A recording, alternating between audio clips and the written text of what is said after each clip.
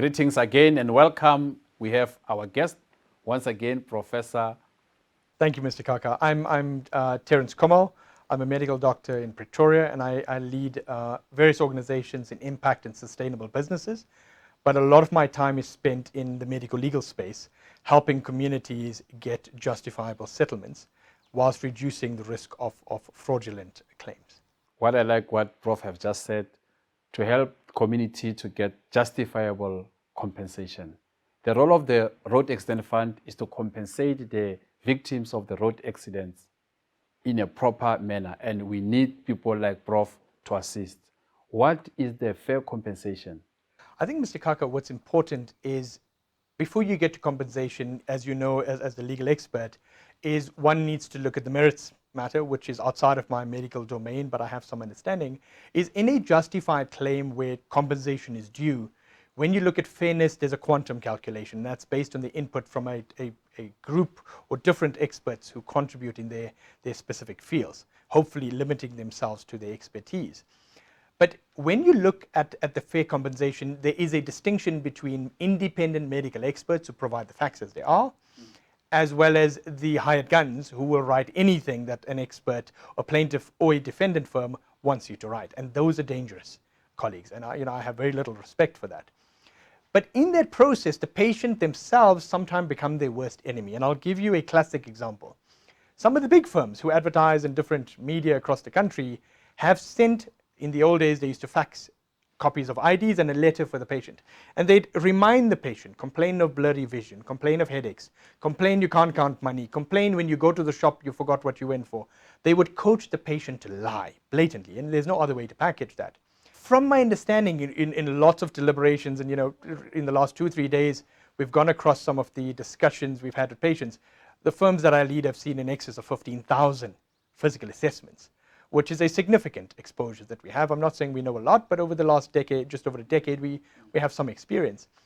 But based on that, what we've learned in an engagement with the patients is the patients have told us, well, my lawyer said, if I say this, it means I have a brain injury, or it can say I have an impairment or a disability, which means my claim goes up. To some extent, that's true.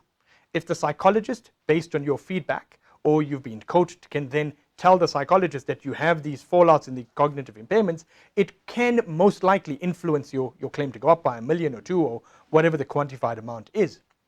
But what that also results in, that the lawyer never tells the patient, because they coach the patient with the impression that the claim goes up, they get more. And the lawyer takes his piece and everybody goes their way, but they don't. Because the moment you tell a patient he loses cognitive capacity, a curator, and the different types of curators need to be appointed. We won't get into that. That's your field of expertise. But in simple terms, the lawyer who purports to act in your best interest will use the information you gave to the psychologist or psychiatrist to tell the court that this claimant needs to be protected. And all they do is, the psychologist puts one line in the report, funds to be protected.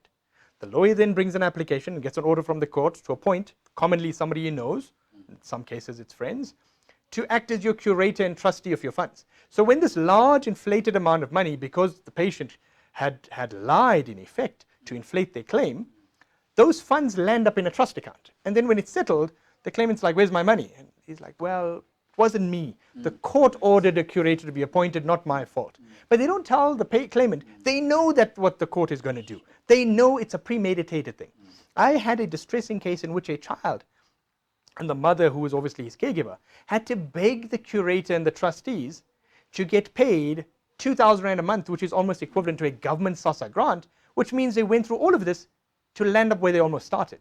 And then must beg for access to their funds of 5 or 10 million Rand, and then they must justify. And it wasn't seen from an empathetic perspective with compassion. It was seen from an administrative perspective. And then when eventually, we, through lawyers, friends of mine, they eventually assisted and asked, they want copies of the bank accounts and statements.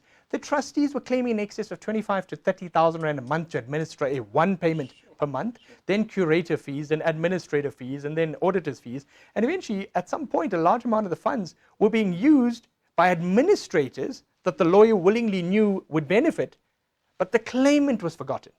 And very often, claimants are convinced to participate in a process where the claimant is a means to an end and not the focus of the claim. And that, to me, is a very worrying factor, and I believe claimants need to be made aware of that.